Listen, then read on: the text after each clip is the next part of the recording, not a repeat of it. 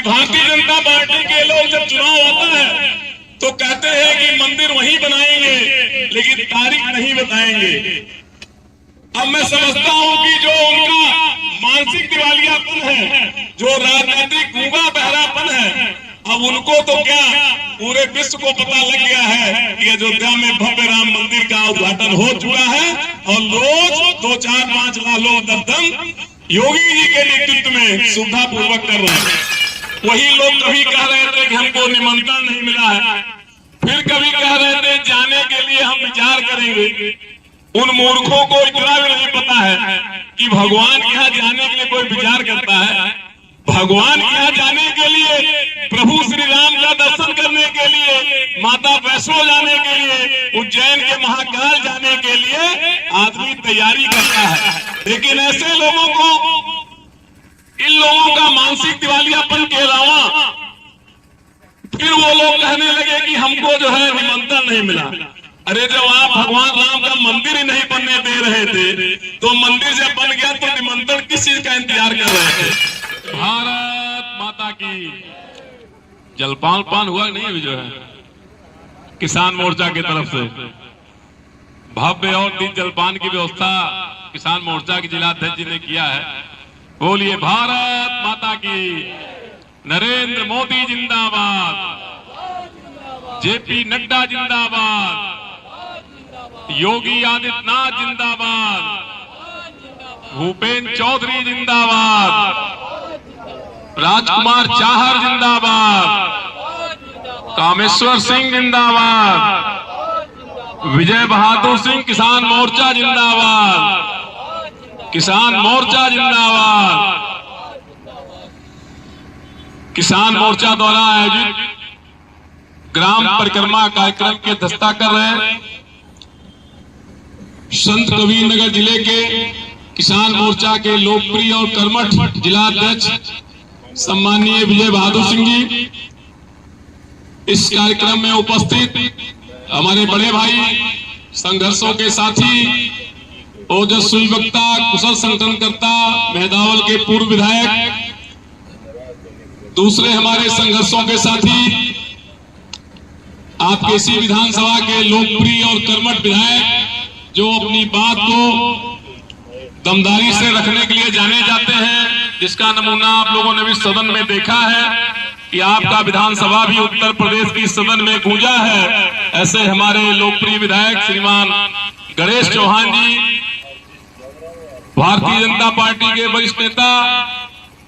संत कबीर नगर विधानसभा के अभी 2 दिन पहले जिनकी घोषणा हुई है विधानसभा प्रभारी के रूप में, सम्मानीय देवेंद्र जी, हमारे बहुत पुराने बड़े भाई, और जब ये जिला बटा था तो युवा मोर्चा का काम देख रहे थे, सम्मानीय ओम प्रकाश शुक्ला जी, और उपस्थित सभी साथियों, सभी का नाम लिया जा चुका है, सभी लोग एक दूसरे से परिचित हैं। आप कल्पना करिए कि जिस किसान मोर्चा के द्वारा यह कार्यक्रम आयोजित किया गया है, इस कार्यक्रम की शुरुआत उत्तर प्रदेश के मेरठ से हो रही है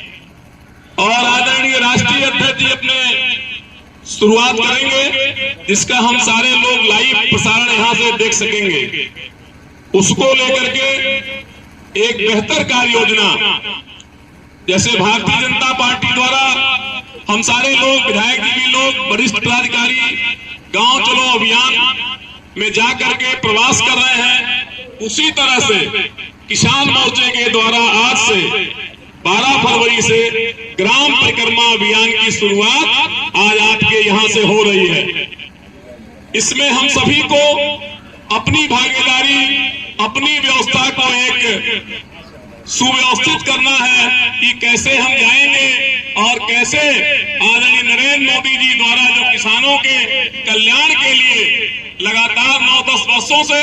और उत्तर प्रदेश के यशस्वी मुख्यमंत्री योगी आदित्यनाथ जी द्वारा जो किसानों के समृद्धि जो किसानों में आई है, जो किसानों में खुशहाली आई है, उसको लेकर के हम सारे लोग जाएंगे। ग्राम परिक्रमा के माध्यम से ग्राम वासियों के बीच में जाकर के हम उनका आशीर्वाद, उनका जन समर्थन लेकर के, और भारतवर्ष में लगातार जो तीसरी बार मोदी सरकार बनने जा रही है, उसमें भी अपनी भूमिका को हम तय करेंगे। साथियों, यह देश चल पड़ा है, प्रदेश चल पड़ा है, हमारी भी नैतिक जिम्मेदारी है कि हम भी विकास के रास्ते पे चले, राम के बताए हुए रास्ते पे चले। अभी विधायक जी कह रहे थे कि राम और जानकी के नाम से यह मार्ग तभी बनना संभव हो पाया है जब देश में आदरणीय प्रधानमंत्री जी की, मोदी जी की सरकार और उत्तर प्रदेश में योगी आदित्यनाथ जी की सरकार जब हुई है, तभी यह रोड बनना स्वीकार। आप कल्पना करिए, विकास होगा, कम होगा, ज्यादा होगा, सड़क बनेगी, ये सब बातें तो होती रहती हैं। जो भी सरकारें आती हैं वो कुछ न कुछ करती हैं, लेकिन आपने जिस सरकार को चुना है, आपके एक वोट की ताकत इतनी है कि बहुत कुछ दिया जा चुका है इस देश को। आप सोचिए जरा कि प्रधानमंत्री आवास योजना में हम सभी लोगों को आवास मिला है, लेकिन आजाद भारत में ऐसे आपके प्रधानमंत्री हैं कि जिनके नेतृत्व में उत्तर प्रदेश के मुख्यमंत्री योगी जी के नेतृत्व में 500 वर्षों से जो मंदिर, राम मंदिर, जो भारतवर्ष के लिए पूरी दुनिया में हमारा आपका मस्तक झुक जाता था जब हम लोग सोचते थे कि हम लोग कैसे देश में रहते हैं कि जब हम अपने आराध्य प्रभु श्री राम के लिए एक मंदिर नहीं बनवा सकते। आप कल्पना करिए कि हमारे पूर्वजों ने कितनी यातनाएं झेली होंगी, लाखों करोड़ों लोगों ने अपनी जान की बाजी लगा दिया, इसलिए नहीं कि उनको कोई संपत्ति चाहिए थी, उनको अपनी कोई प्रॉपर्टी बनानी थी। उन लोगों ने अपनी जान की बाजी इसलिए लगा दिया कि हमारे प्रभु आराध्य श्री राम जी का जो जन्म स्थान है वह बरकरार रहे। उनको यह विश्वास था कि कभी न कभी कोई तो इस देश में, आजाद भारत में कोई ऐसा प्रधानमंत्री, कोई ऐसा मुख्यमंत्री आएगा जरूर जो हमारे प्रभु श्री राम का मंदिर भव्य अयोध्या में बनाएगा। हम सारे लोग कितने सौभाग्यशाली हैं जो अपनी आंखों से मंदिर को बनते हुए देखे, और अब जाकर के 22 फरवरी को हम लोगों को भी यहां से जाना है। संत कबीर नगर जिले का भी दिन मैं समझता हूं 22 फरवरी है, और कितना सुखद संजोग है कि 22 जनवरी को ही मंदिर का उद्घाटन हुआ है और 22 फरवरी को संत कबीर नगर जिले के लोगों को भी जाना है। ये बहुत ही सुंदर संजोग है। और आप सोचिए, भारतीय जनता पार्टी में जब आपने काम करना प्रारंभ किया होगा तो आपका सीना भी उस दिन 56 इंच का हो गया होगा जिस दिन अयोध्या में भव्य राम मंदिर का उद्घाटन हुआ। वही विपक्ष के लोग कहते थे कि भारतीय जनता पार्टी के लोग जब चुनाव होता है तो कहते हैं कि मंदिर वहीं बनाएंगे लेकिन तारीख नहीं बताएंगे।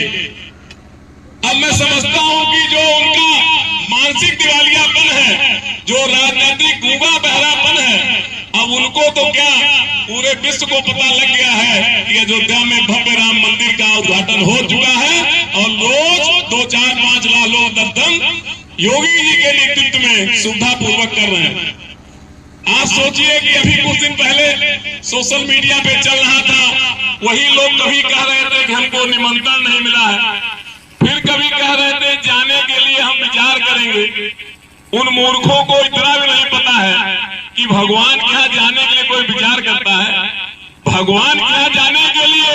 प्रभु श्री राम का दर्शन करने के लिए, माता वैष्णो जाने के लिए, उज्जैन के महाकाल जाने के लिए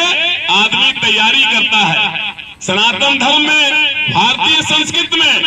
प्रभु का दर्शन करने के लिए कभी कोई विचार नहीं करता। लेकिन ऐसे लोगों को, इन लोगों का मानसिक दिवालियापन के अलावा फिर वो लोग कहने लगे कि हमको जो है निमंत्रण नहीं मिला। अरे जब आप भगवान राम का मंदिर ही नहीं बनने दे रहे थे तो मंदिर जब बन गया तो निमंत्रण किस चीज का इंतजार कर रहे थे? ऐसे लोगों का मैंने इस नाते जिक्र किया है आप सभी साथियों से कि ऐसे लोगों से हम लोगों को सावधान रहना है और ऐसे लोगों से हम लोगों को होशियार रहना है। आने वाले दिन में फिर चुनाव आएगा सभी लोग कमर कस कर अपने एक वोट की ताकत को फिर से चरितार्थ करेंगे और नरेंद्र मोदी जी के नेतृत्व में तीसरी बार सरकार बनाने में अपनी भूमिका को अदा करेंगे। अब की बार 400 पार, एक बार फिर से मोदी सरकार, इस नारे को चरितार्थ करेंगे। मैं अपने विजय बहादुर जी को, सभी किसान मोर्चा के साथियों को एक अच्छा कार्यक्रम कराने के लिए बधाई देता हूं और इसी के साथ मैं अपनी वाणी को देता हूं विराम।